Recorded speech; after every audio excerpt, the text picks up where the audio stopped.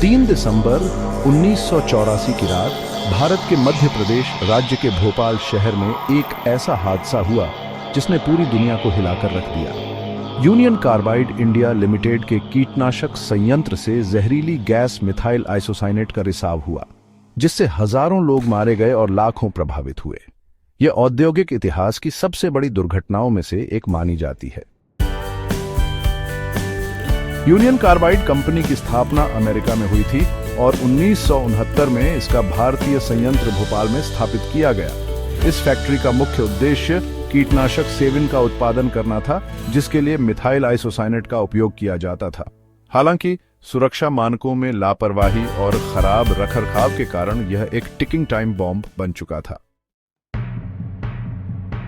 रात 11:30 पर union carbide India limited के टैंक नंबर E610 में पानी का रिसाव हुआ, जिससे खतरनाक रासायनिक प्रतिक्रिया शुरू हुई। यह प्रतिक्रिया इतनी तीव्र थी कि टैंक में दबाव बढ़ने लगा और अंततः जहरीली गैस भोपाल की आबादी में फैल गई। लोग घबराहट में अपने घरों से बाहर भागे, लेकिन यह जहर उन्हें अंदर ही अंदर मार रहा था।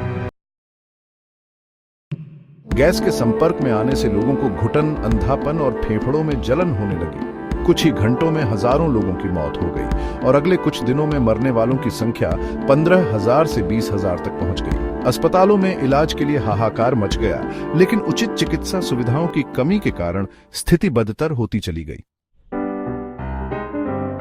गैस रिसाव के बाद पूरा शहर एक भूतहा बस्ती में तब्दील हो गया। हजारों परिवार उजड़ गए, कई बच्चे अनाथ हो गए और बचे हुए लोगों को सांस लेने में दिक्कत, नेत्र रोग और त्वचा की बीमारियों से जूझना पड़ा। इस त्रासदी ने भोपाल को हमेशा के लिए बदल दिया।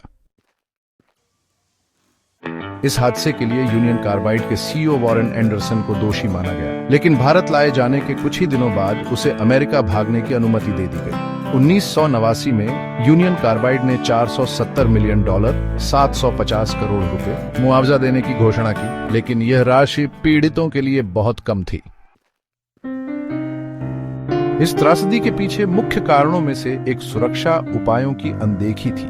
यूनियन कार्बाइड ने प्लांट में सुरक्षा मानकों को नजरअंदाज किया और सरकार ने भी इसे नजरअंदाज किया।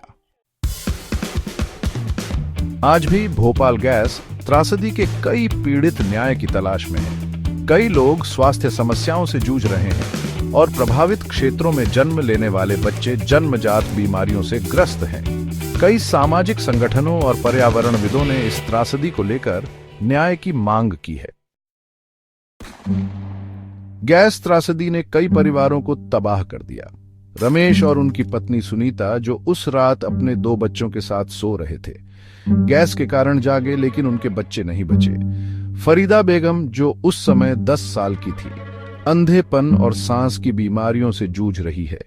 ये सिर्फ कुछ कहानियां हैं। हजारों लोग आज भी इस त्रासदी का दंश झेल रहे हैं।